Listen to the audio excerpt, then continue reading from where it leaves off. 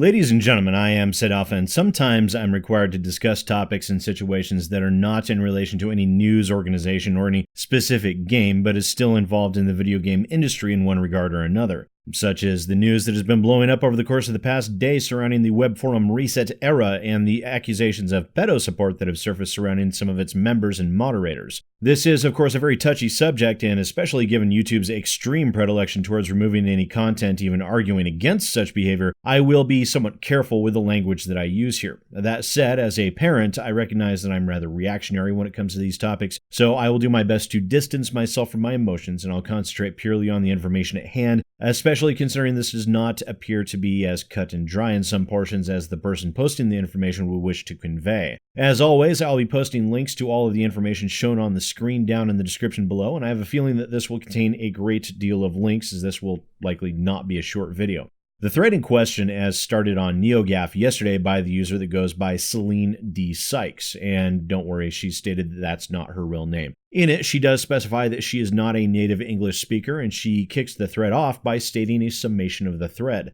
Basically, I found some pedo-minded people and pedo apologists on one of ResetERA's most important and most secretive Discord server. I went directly to Sirium, ResetERA's owner, and not only did he do nothing about it, but he defended them and blocked me when I confronted him about it. Those pedos are still active in ResetERA as we speak, and nothing was done against them by ResetERA's staff. This thread involves what is claimed to be a very secret ResetERA Discord server. As Sykes states, the Discord server was basically the back room of ResetERA, or a kind of ResetERA's boys club. A lot of the most active and prominent ResetERA's members were, and still are, partaking in it. Sykes then sets about proving some of the top members of ResetERA were members of the Discord, including ZoogEX, Emily Rogers, Matt Piscatella, and Jaw Muncher, who, while they were showcased here, apparently were not involved in the topic at hand. Sykes then discusses how she used the search keywords underage, pedo, and 16-year-old to find much of this information, and she started off with the user Hammerdin, discussing how ambiguous age is subjective.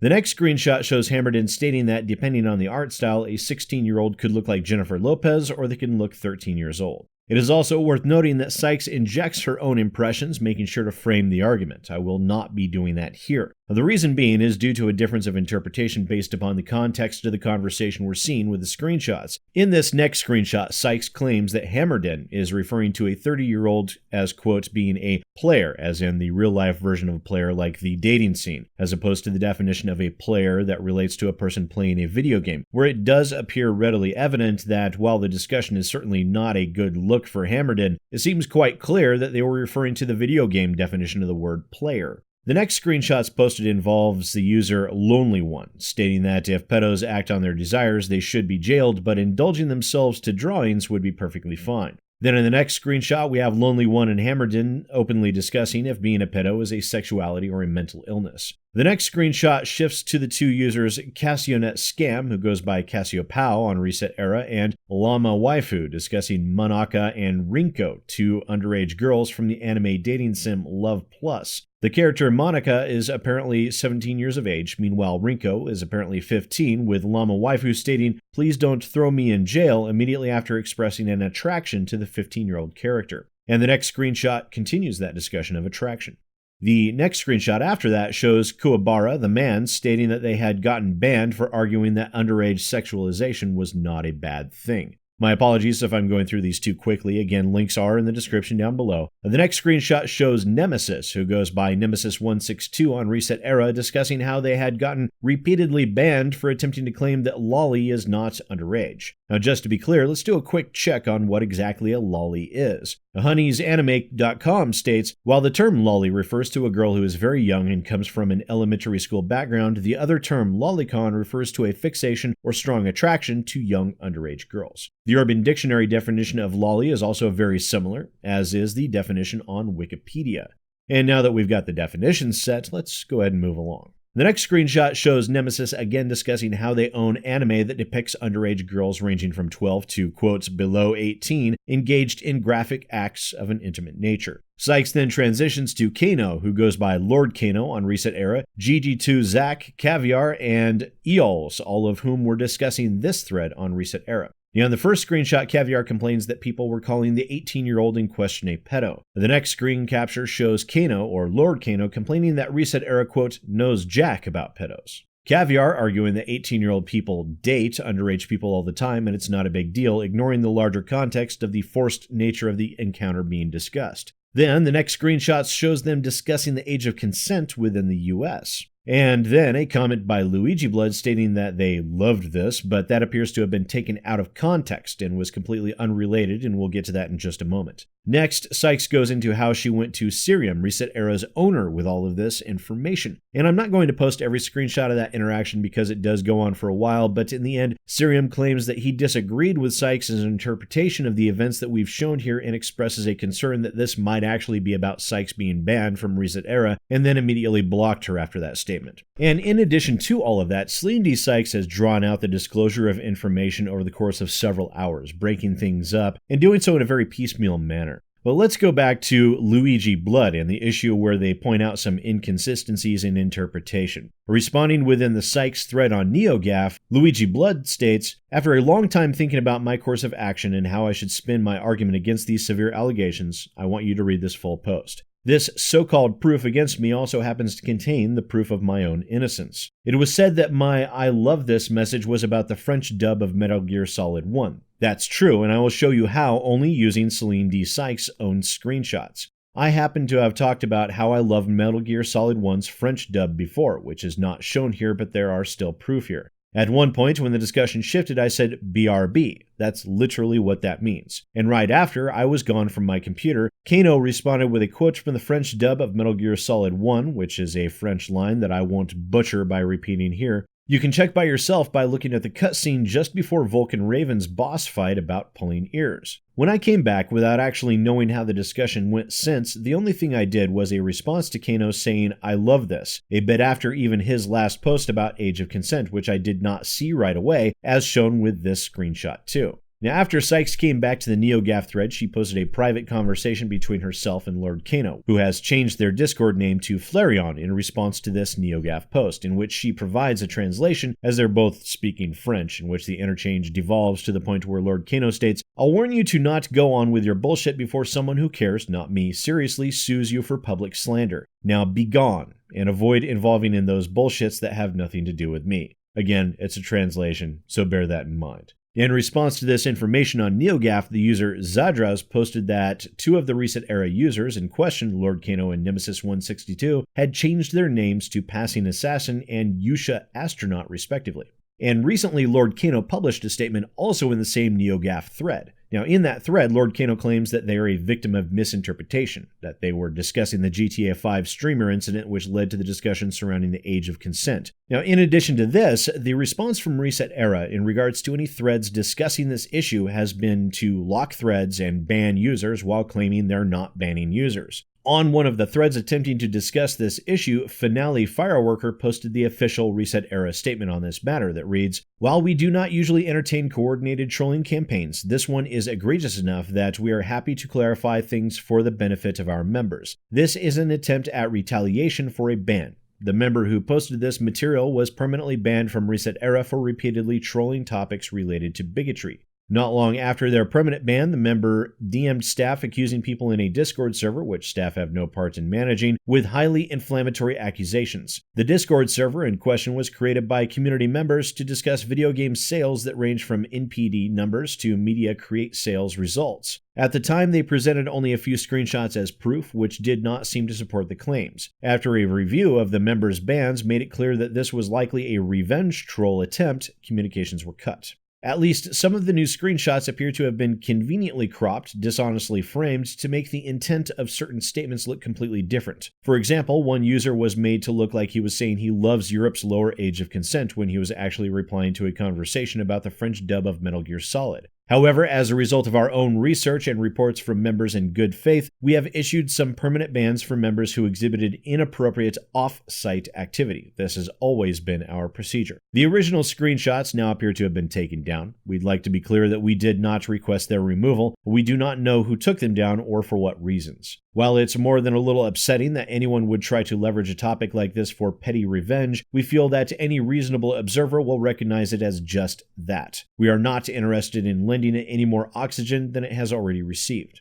And the 3 links posted by ResetERA admins are as follows. The first is in reference to this post surrounding PewDiePie distancing himself from the lunatic in New Zealand, in which Sykes posts this statement that earned her a 2-week ban for, quote, downplaying hate speech. The second involves this thread discussing a Washington Post article in which this statement from Sykes earned her a 1-week ban for what is claimed to be, quote, misogynistic rhetoric. And then the third link follows this thread discussing Persona 2 Innocent Sin, in which Sykes posting on that thread earned her a permanent ban.